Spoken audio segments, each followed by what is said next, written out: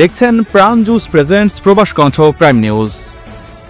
প্রবাসী কল্যাণ ও বৈদেশিক কর্মসংস্থান উপদেষ্টা ডক্টর আসিফ নজরুল বলেছেন, মালয়েশিয়া থেকে যে 10টি শর্ত দিয়েছে তার মধ্যে কয়েকটি শর্তের বিষয়ে আমরা শক্ত আপত্তি জানিয়েছি এবং বলেছি সময়সীমা বাড়াতে হবে। আমরা রিক্রুটিং এজেন্সির সঙ্গে কথা বলে জানিয়েছি বেশিরভাগ শর্ত পূরণ করা সম্ভব নয়। এসব শর্ত পূরণ করতে গেলে সিন্ডিকেট হবে। আবার বুধবার রাজধানীর হোটেল শেরাটন ঢাকায় আন্তর্জাতিক শ্রম সংস্থা আইএলওর সহযোগিতায় তৈরি ওভারসিজ এমপ্লয়মেন্ট প্ল্যাটফর্মের উদ্বোধন অনুষ্ঠান শেষে সাংবাদিকদের প্রশ্নের জবাবে তিনি এসব কথা বলেন। আসিফ নজরুল বলেন, এই শর্ত মানতে গেলে অল্প কয়েকটা বড় রিক্রুটিং এজেন্সি সুযোগ পাবে। আমরা সেটা চাই না।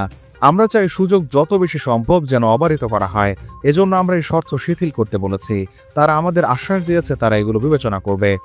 কুয়ালালামপুর, সেলাঙ্গোর সহ সমগ্র মালয়েশিয়ায় জনবল নিয়োগ দিচ্ছে প্রাণ মালয়েশিয়া। আগ্রহী প্রার্থীকে অবশ্যই এইচএসসি বা সমমান পাশ হতে হবে। মোটরসাইকেল চালনায় পারদর্শী বৈধ ভিসাধারী প্রবাসীরা আজই হোয়াটসঅ্যাপ করুন এই নম্বরে। তিনি বলেন, শর্ত শিথিল না করা পর্যন্ত শ্রমবাজার যথাসম্ভব সব এজেন্সির জন্য উন্মুক্ত না হওয়া পর্যন্ত আমরা মালয়েশিয়ার সঙ্গে যোগাযোগ ও কূটনৈতিক আদান প্রদান অব্যাহত রাখব। যদি সব শর্ত পূরণ করে মালয়েশিয়াকে শ্রমিক নেওয়ার ব্যাপারে সহযোগিতা করা হয়, সেক্ষেত্রে আবারও সিন্ডিকেট চালু হতে পারে। তাই এক্ষেত্রে শর্ত পুনর্বিবেচনার আশ্বাস দেওয়া হয়েছে মালয়েশিয়াকে। মালয়েশিয়াও এই শর্ত পুনর্বিবেচনার আশ্বাস দিয়েছে।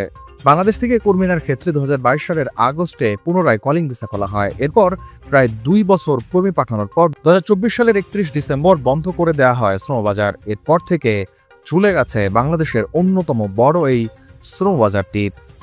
প্রবাস কণ্ঠ নিউজ ডেস্ক। মালয়েশিয়ার পেনাং, কেদা এবং পেরাক রাজ্যে জনবল নিয়োগ দিচ্ছে প্রাণ মালয়েশিয়া।